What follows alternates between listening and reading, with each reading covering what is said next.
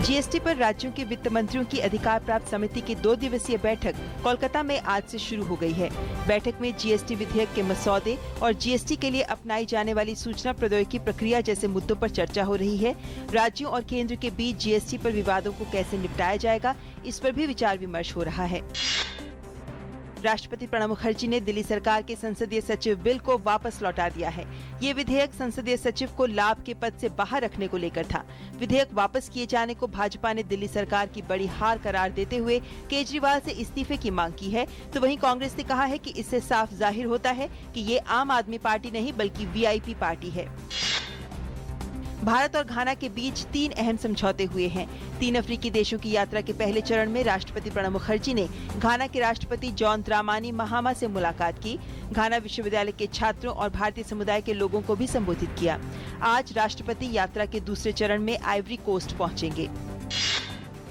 गोवा के मुख्यमंत्री लक्ष्मीकांत पार्सेकर ने आज दिल्ली में प्रधानमंत्री नरेंद्र मोदी से मुलाकात की है।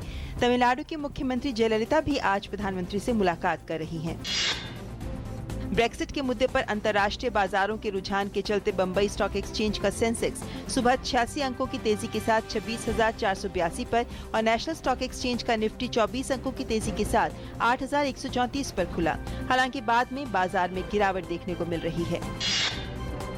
स्टॉक एक्सचेंजों में सोमवार को सोवरेन गोल्ड बॉन्ड की ट्रेडिंग शुरू हो गई। पहले दिन गोल्ड बॉन्ड 7% से ज्यादा पर पहुंचे। नेशनल स्टॉक एक्सचेंज में बॉन्ड की लिस्टिंग 2930 रुपए प्रति ग्राम पर हुई, जो 3147 रुपए प्रति ग्राम पर बंद हुआ।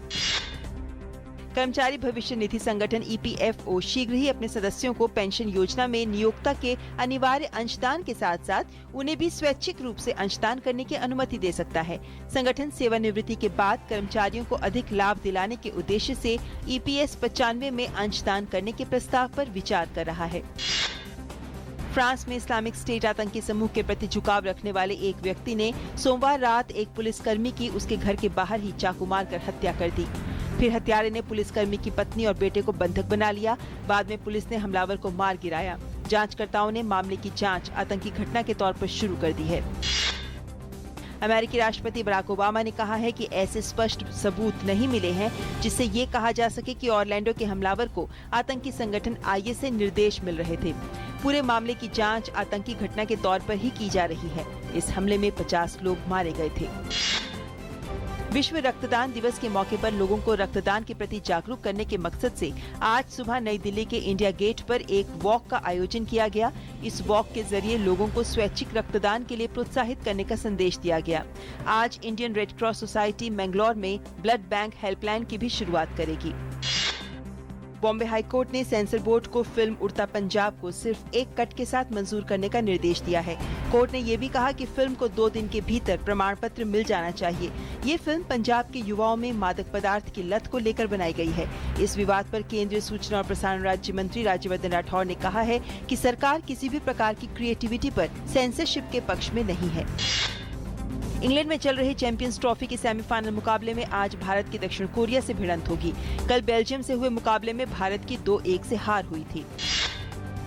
यूरो कप में कल खेले गए मुकाबलों में स्पेन और इटली जीत दर्ज करने में कामयाब रहे। स्पेन ने जहां चेक रिपब्लिक को हराया तो वहीं इटली ने बेल्जियम को मात दी और वहीं स्वीडन और रिपब्लिक ऑफ आयरलैंड के बीच खेला गया मुकाबला 1-1 से ड्रॉ पर रहा।